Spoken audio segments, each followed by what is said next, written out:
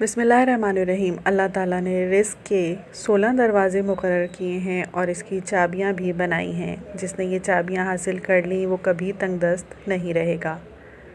پہلا دروازہ نماز ہے۔ جو لوگ نماز نہیں پڑھتے ان کے رزق سے برکت اٹھا دی جاتی ہے۔ وہ پیسہ ہونے کے باوجود بھی پریشان رہتے ہیں۔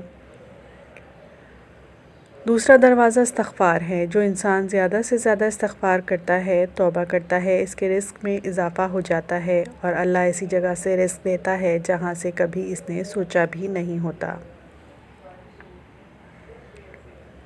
تیسرا دروازہ صدقہ ہے۔ اللہ نے فرمایا کہ تم اللہ کی راہ میں جو خرچ کرو گے اللہ اس کا بدلہ دے کر رہے گا۔ انسان جتنا دوسروں پر خرچ کرے گا اللہ اسے 10 گنا بڑھا کر دے گا۔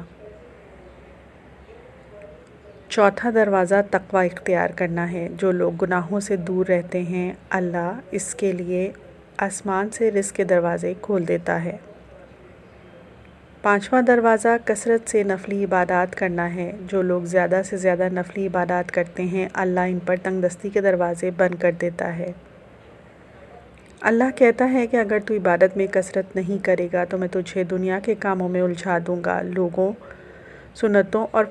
سنتوں اور فرض پر ہی توجہ دیتے ہیں، نفل چھوڑ دیتے ہیں جس سے رزق کی کمی واقع ہوتی ہے۔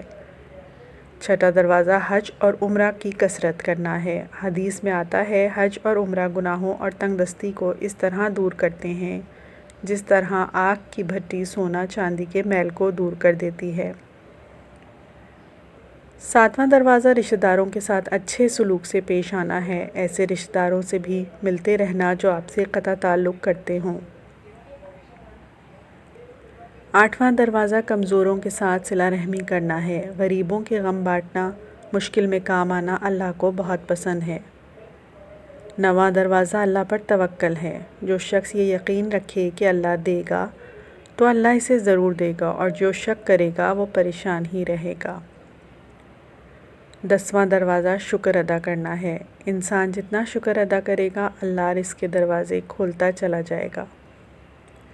11واں دروازہ گھر میں مسکرا کر داخل ہونا ہے۔ مسکرا کر داخل ہونا سنت بھی ہے۔ حدیث میں آتا ہے کہ نبی صلی اللہ علیہ وسلم نے فرمایا اللہ فرماتا ہے کہ رزق بڑھا دوں گا جو شخص گھر میں داخل ہو اور مسکرا کر سلام کرے۔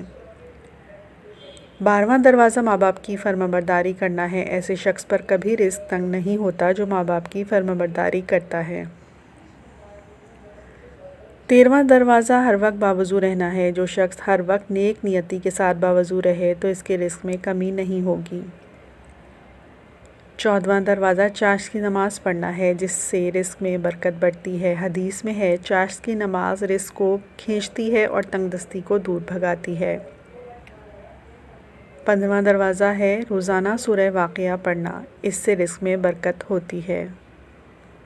16واں دروازہ ہے اللہ سے دعا مانگنا۔ جو شخص جتنا صدقے دل سے اللہ سے مانگتا ہے اللہ اس کو بہت دیتا ہے۔ سبحان اللہ۔